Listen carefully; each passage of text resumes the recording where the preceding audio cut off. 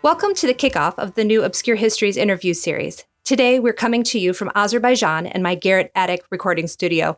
We are excited to have Dr. Farid Shafiyev join us from the Center of Analysis of International Relations in Azerbaijan, where he's the chairman. Today, we are going to be discussing his work on the mystery of the Caucasian Albanian language, which was lost to history and only recently rediscovered. Welcome, Dr. Shafiyev. We are so happy to have you join us today. Thank you for the invitation and thank you for arranging this meeting. Absolutely. We're delighted to have you. So tell us about yourself, your background, your education, your professional work. My professional training in history, I did 5-year study in history in Baku State University in Azerbaijan. I did also PhD in history in Canada in Carleton University. And in addition, I did a Master of Public Administration in Harvard University Kendall School of Government. I worked for government for 23 years. I was a diplomat. And my last posting was in Czechia, Czech Republic. I returned 3 years ago, and now I'm chairing think tank. But mostly I'm dealing right now with international affairs, the modern politics, regional issues, some global issues. But because of my professional background, history, I found that there are a lot of markers, in history, in terms of which related to the modern statehood, related to the modern problems too, like the ethnic conflicts, And I decided to look upon some thorny, some moot issues, disputed issues, which is indeed very important marker for today's ethnic and state identity. Definitely need to think about where people come from, where their cultural allegiances are, and then how those can all work together in a state. Yeah.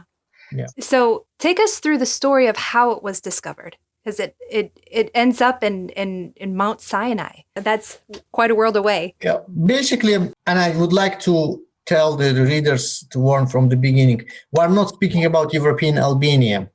We're speaking about Albania in the Caucasus, which the name actually, Albania is not the correct name in the Albanian language. It was called Alwang or Agwang, but through the history, and because the Greek authors, ancient Greek authors, has written about about Albania, they modified the name into Albania, so it should not be confused with European Albania.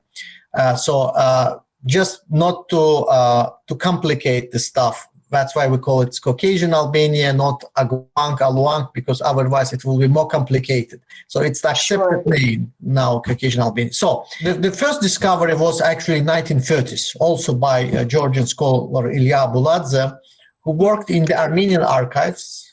It's called Matandaran, and he found just a script, and then.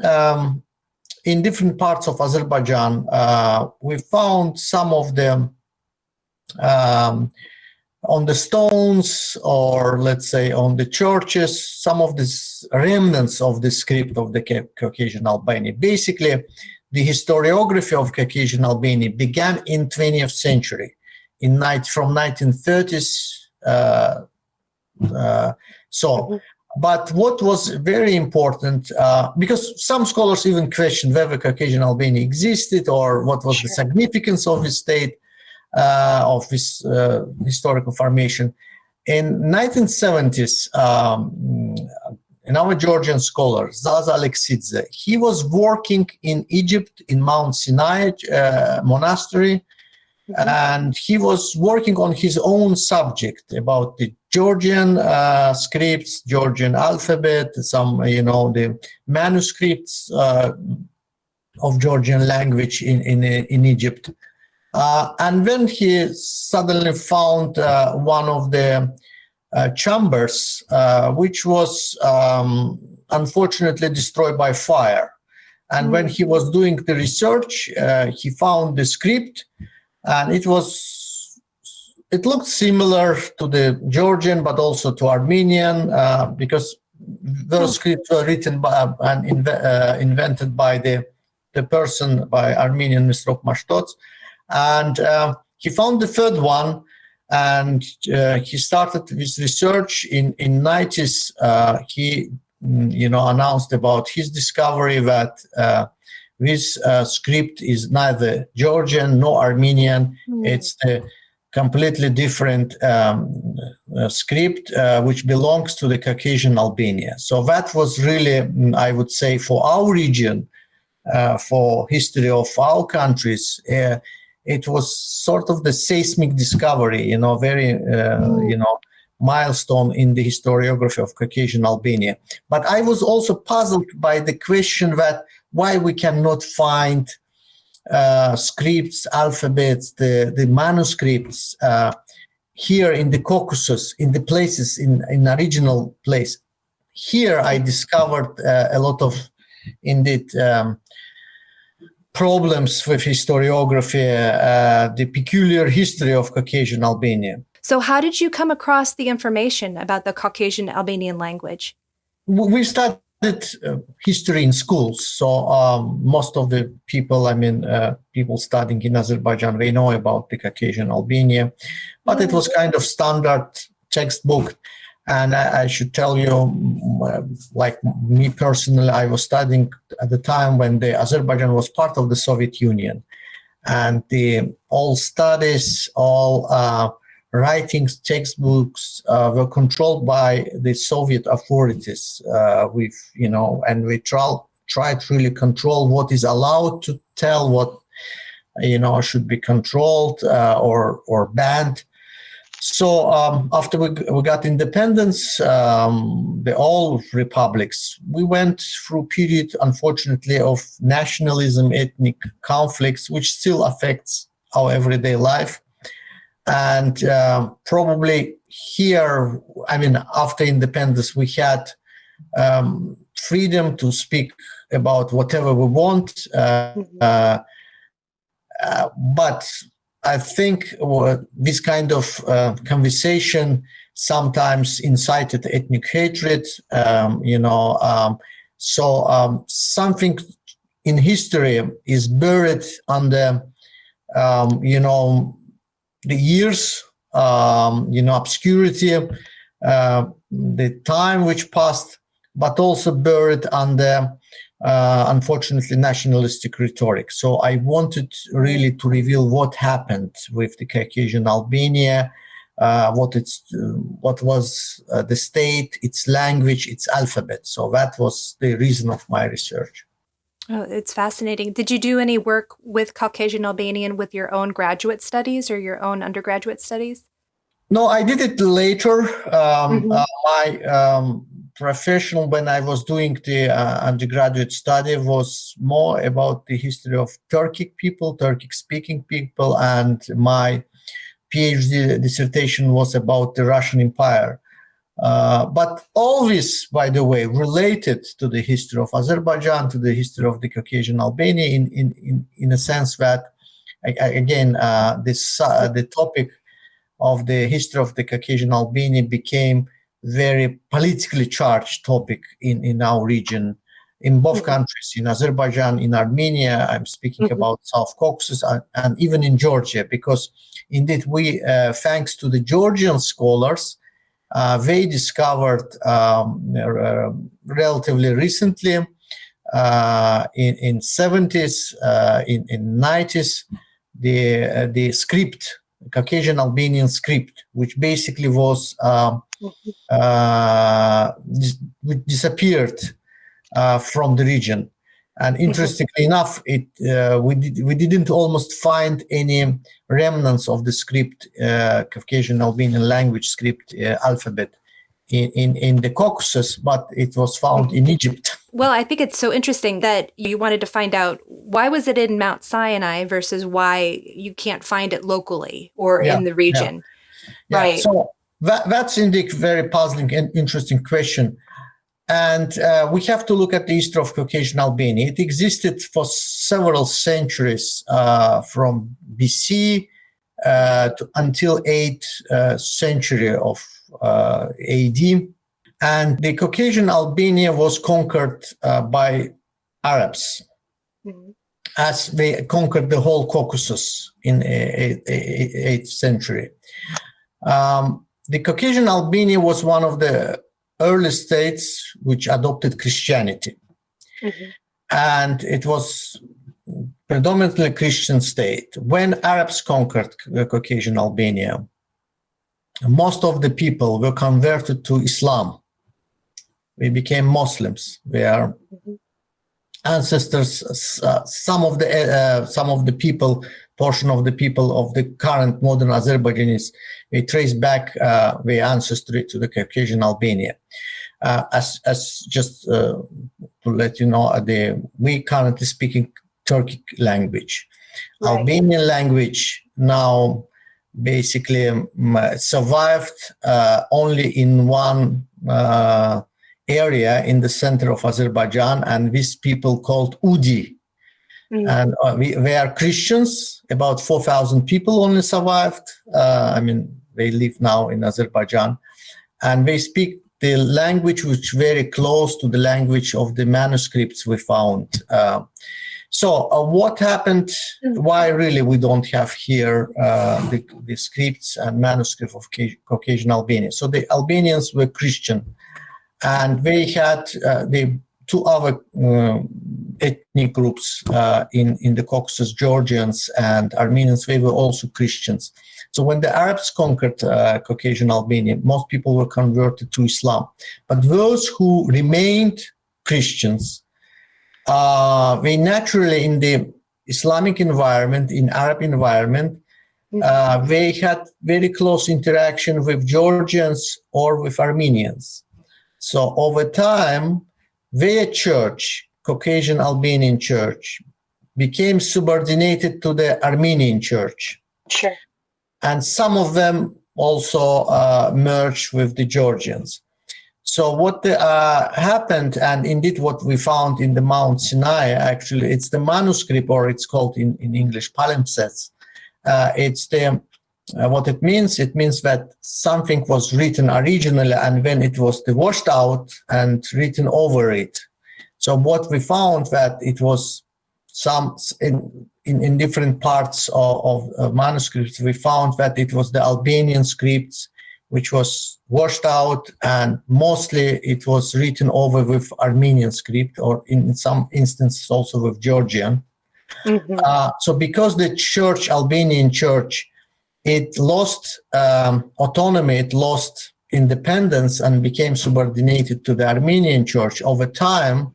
The Armenian, monks and other people working in church, they just erased the script and written with the Armenian one.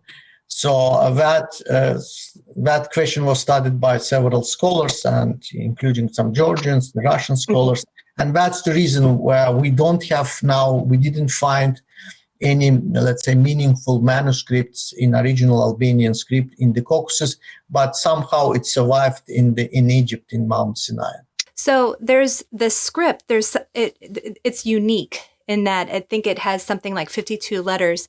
Yeah. Could you tell us a little bit about the script itself, and also its relationship to now modern day Armenian and Georgian? Is there any resemblance at all, or is it very much a unique and sort of an artifact of a particular point in time? What we know from the history that it's the one person, Mr. Mashtots, who invented alphabet for Albanians, for Armenians, and for Georgians.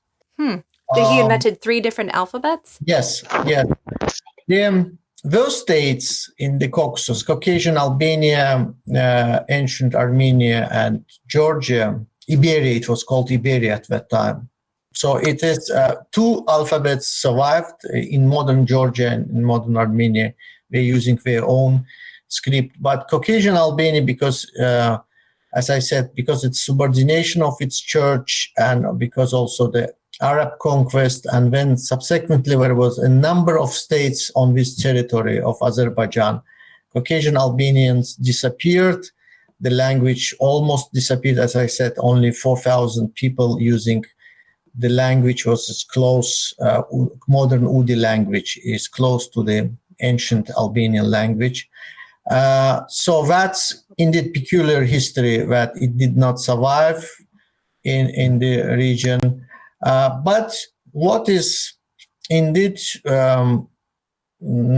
interesting that Caucasian Albania and Albania has their own church up until the Russian conquest of the South Caucasus. So it survived through the Middle Ages.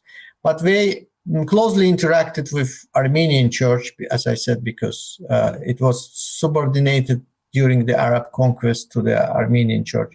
So, but still, it had own religious center in Gandzasar, which is on the territory of Azerbaijan in Karabakh. But because the Karabakh became center of the conflict between modern Armenia and Azerbaijan, history of Caucasian Albania also became, unfortunately, the hostage of territorial claims and, ethnic conflict. For example, Armenian side, they claim that the Caucasian Albania had no significant statehood. It was mostly even the province of ancient Armenia. The Azerbaijani historians, they claim that Caucasian Albania was independent state. It has own church, etc. My personal view, indeed, I also believe that the Caucasian Albania was independent with its own attributes of statehood, its own church.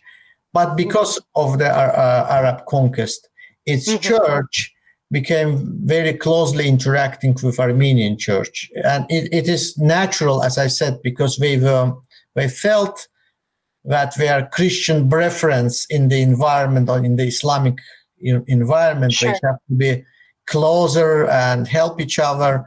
And when the Russians conquered the South Caucasus, the modern day Azerbaijan, Armenia, where there was several Turkic-speaking kingdoms, they abolished independence of the Albanian church in Gandzasar, in Karabakh region, and fully subordinated everything to the Armenian church. So there are several stages why, Albanian script, Albanian language disappeared.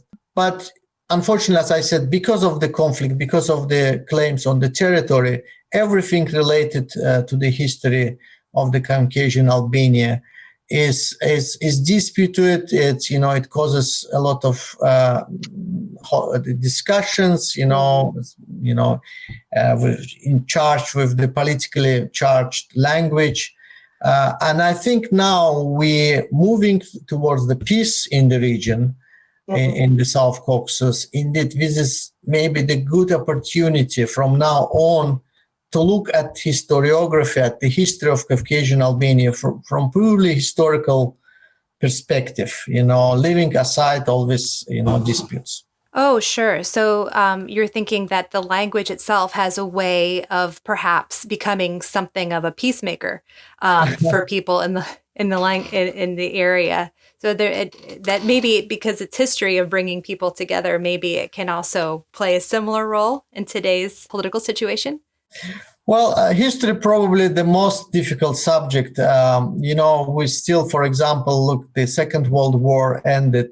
Still, some Korean and Japanese historians we have dispute Chinese at that part of the world. In the Balkans, the war ended in 90s, but still, people and scholars there have some disagreements. But in the meantime, we can see some good examples in Europe. France and Germany were working together to sort out all these historical narratives. I think it's not easy. It's not, probably history should be put aside. Rather, we should concentrate on trade, economy, on some other stuff, which brings people together.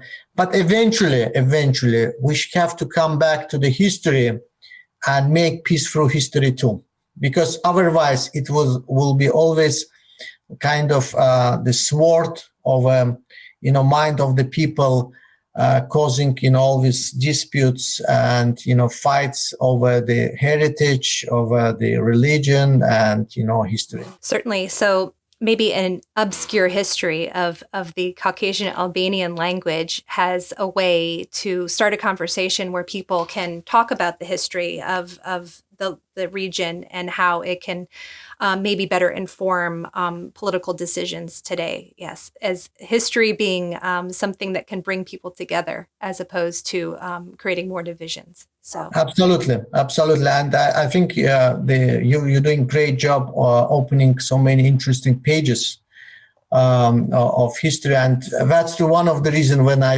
as a historian, I like browsing internet and. I saw your site and was fascinated with so many interesting stories. Sometimes personal stories. Sometimes it's about history of the countries.